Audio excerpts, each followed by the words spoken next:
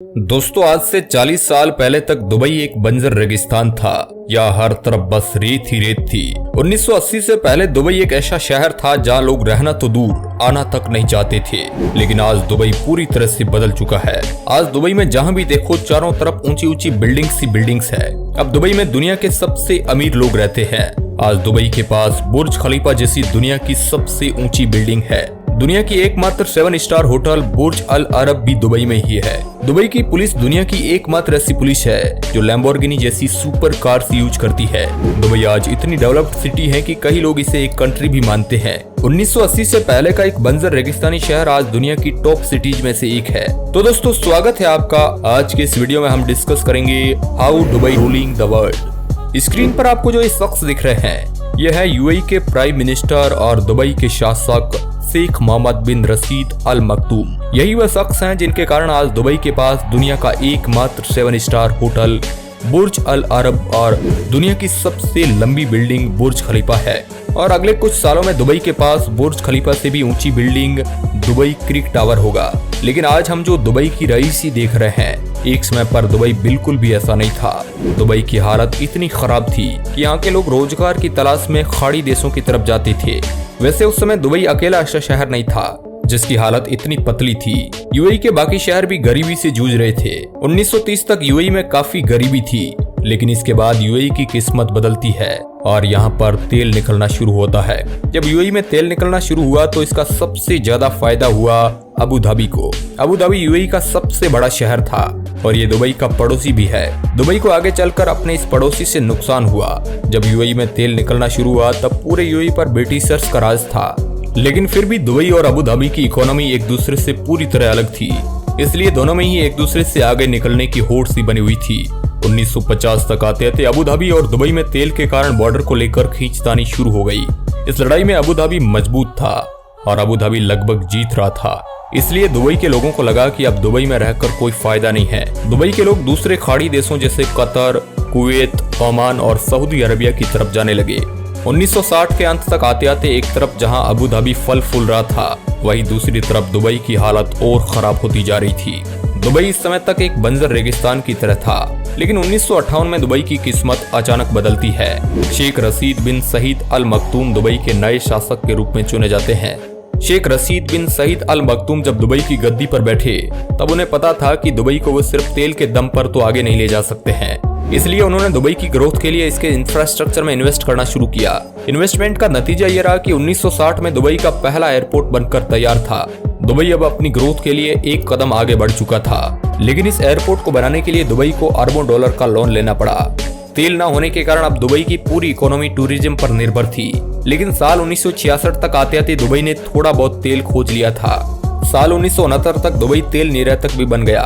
ठीक 2 साल बाद यूएई अंग्रेजों से आजाद हो जाता है और फिर दुबई, अबू धाबी, शारजा और बाकी सभी अमीरात मिलकर यूनाइटेड अरब अमीरात का निर्माण करते हैं। अब दुबई और अबू धाबी दोनों ही एक ही देश के हिस्से थे, लेकिन इनकी इकोनॉमी अब भी एक दूसरे से बिल्कुल इंडिपेंडेंट थी।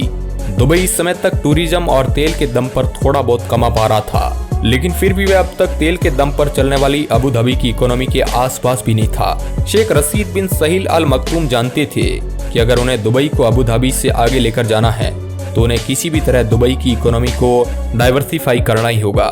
शेख रशीद बिन मखदूम दुबई को आगे बढ़ाने के लिए जी जान से काम कर रहे थे। इन्होंने दुबई को टैक्स फ्री इकोनॉमी बनाने पर जोर दिया, जिसने दुबई के दुनिया भर के इन्वेस्टर्स का ध्यान अपनी तरफ खींचा।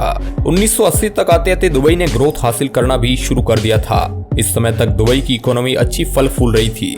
लेकिन दुबई के इतिहास में मोड़ आता है साल 2006 में।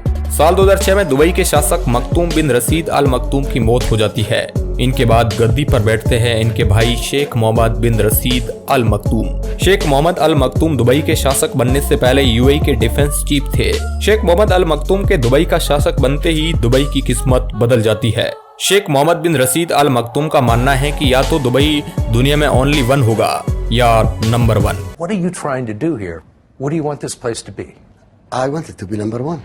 इनकी इसी सोच के कारण आज दुबई के पास दुनिया की सबसे ऊंची बिल्डिंग बुर्ज खलीफा है और आने वाले समय में दुबई बुर्ज खलीफा से भी ऊंची बिल्डिंग दुबई क्रिक टावर बनाएगा, जिसकी टोटल हाइट 1300 मीटर होगी, जो बुर्ज खलीफा से 450 मीटर से भी ज्यादा लंबा होगा। आज दुबई के पास दुनिया का सबसे बड़ा मॉल दुबई मॉल है, जिसमें 1200 से भी ज्यादा रिटेल स्टोर है और आने वाले समय में दुबई एक ऐसा मॉल बनाएगा जो एरिया में किसी भी शहर से भी बड़ा होगा और ये अंदर से पूरी तरह एयर कंडीशन होगा। सुनने में भले ही ये प्रोजेक्ट आपको आसान लगे, लेकिन एक शहर से भी बड़ा मॉल बनाना और उसके बाद उस मॉल को पूरी तरह एयर कंडीशन बनाना लगभग नामुमकिन काम है। लेकिन दुबई आज दुबई इसलिए है क्योंकि इसने नामुमकिन को मुमकिन कर दिखाया है। एक आम इंसान अगर फ्यूचर की बात करे तो हद से हद 1 साल आगे की सोचेगा या फिर 2 साल आगे की, लेकिन शेख मोहम्मद बिन रशीद अल मखदूम 10 साल आगे की सोचते हैं। एक समय जब दुबई ने ग्रो करना शुरू कर दिया था तब इसकी इकोनॉमी में सबसे ज्यादा कंट्रीब्यूशन तेल का था, लेकिन आज दुबई की टोटल इकोनॉमी में तेल का कंट्रीब्यूशन 1% से भी कम है। इससे आप अंदाजा लगा सकते हैं कि शेख मोहम्मद अल मखदूम ने दुबई की शक्लों सूरत को किस कदर तक बदल दिया।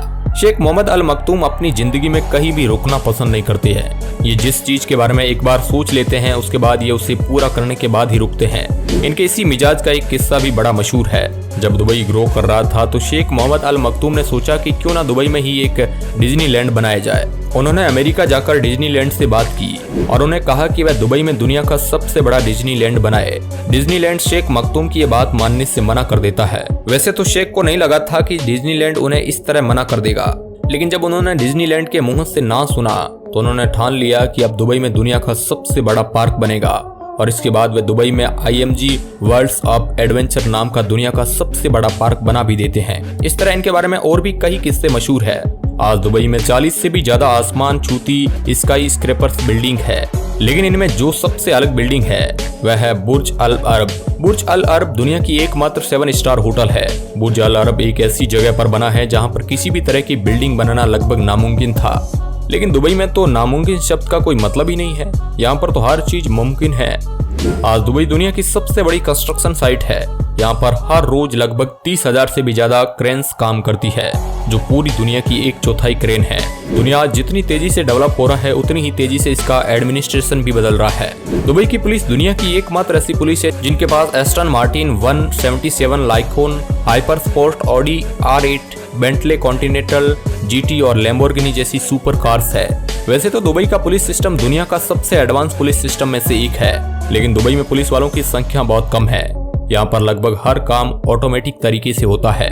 यहाँ के सभी पुलिस स्टेशन ऑटोमेटिक है। दुबई के बारे में एक सबसे खास बात यह भी है कि दुबई में दुनिया का सबसे बड़ा man made island palm Jumeirah island भी मौजूद है, जो दुनिया के सबसे रईसी इलाकों में से एक है। जितना दुबई अपनी रईसी के लिए फेमस है उतना ही दुबई अपने नियमों को लेकर भी फेमस है। दुबई में रूल है कि आप अगर अपनी गाड़ी अपने घर या सड़क पर धोते हैं या अगर आप गंदी गाड़ी लेकर सड़क पर निकलते हैं तो आप पर 200 दिरहम तक का फाइन लगता है। दुबई में दुनिया की लोकल पॉपुलेशन 15% से भी कम है। यहाँ पर 85% से भी ज्यादा लोग फॉरेनर्स यानी विदेशी है। इसके पीछे कारण यह है कि यहाँ पर काम करने वाले ज्यादातर मजदूर बाहर के देशों से आते हैं और क्योंकि दुबई इतनी बड़ी कंस्ट्रक्शन साइट है इसलिए यहाँ पर मजदूरों की संख्या भी ज्यादा चाहिए होती है। दुबई वैसे तो एक मुस्लिम सिटी है, लेकिन ये दूसरी मुस्लिम सिटीज की तरह नहीं है। दुबई में हर धर्म का उतना ही रिस्पेक्ट है जितना कि यहाँ के मुस्लिमों की है और जिस हिसाब से दुबई आज ग्रो कर रहा है उस हिसाब से लगता है कि आने वाले कुछ सालों में दुबई किसी देश से भी ज्यादा ताकतवर हो जाएगा। वीडियो के अंत तक बने रहने के लिए आपका बहुत बहुत धन्यवाद। अगर वीडियो अच्छा लगा है तो इसे लाइक जरूर करिएगा। धन्यवाद।